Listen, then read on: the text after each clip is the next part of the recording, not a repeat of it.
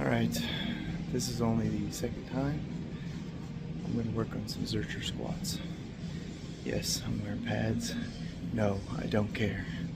So we're going to try to do 135 on a Zercher for maybe 5 reps. But this is still new to me, so I'm not going to push it too hard.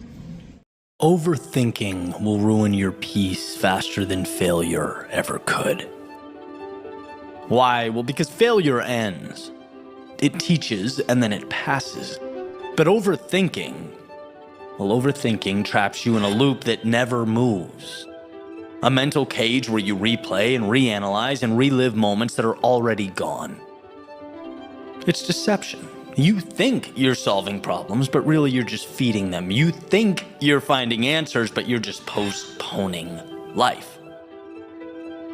Because overthinking does not protect you, it paralyzes you. It tells you that if you just think long enough, if you just plan more, if you just rationalize a little longer, you'll feel ready.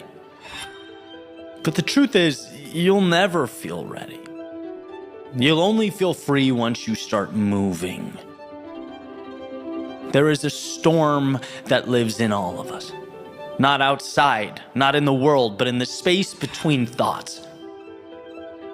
A storm we're all familiar with, the one that whispers, what if I fail? What if I'm not ready? What if it all falls apart? And we let it walk in and speak. We listen. We think and we replay, we reanalyze, we try to predict a future that was never meant to be predicted. Overthinking is our way of reaching for control of an uncontrollable world. That's just the reality. Our attempt to rewrite outcomes before we've even taken the first lap, first step. But the more we think, the less we live. And I know that sounds counterintuitive.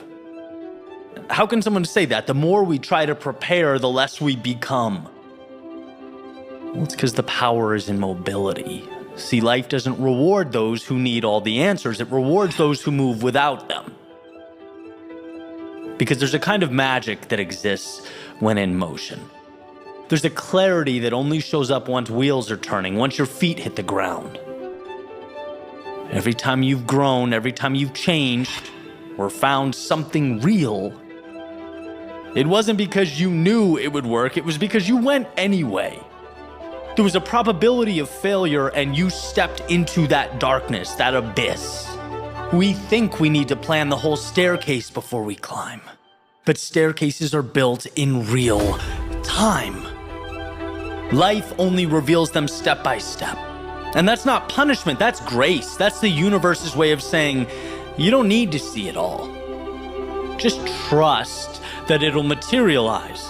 As long as you're committed, fate will take you by the hand. You don't overcome overthinking by finding every answer. You overcome it by realizing you were never supposed to. You learn to dance with uncertainty, to find stillness in motion, to build faith in the spaces where logic can't reach. Because the truth is, you can't think your way to peace. You can only act your way there. Every great story, I talked a little bit about this on the last episode, it begins with a step into the unknown. And every hero, every creator or leader, they all face this moment where they had to stop thinking and start becoming. As it's been said, jump and grow wings on the way down. And maybe that's where you are right now. Maybe you've been circling the same idea or same conversation, waiting for that moment when everything feels certain again. But certainty is a moment that never comes, and maybe it was never supposed to. Maybe life isn't about perfect timing, it's about perfect trust. The mind is such a beautiful tool, but it can be a dangerous master. It can paint the most vivid dreams, and it can build the darkest prisons. Sometimes those bars aren't steel, they are thoughts. The rational brain suggests that by dissecting everything, we're being smart. We think by playing out every single scenario, we're staying safe. But what we are really doing is hiding behind noise.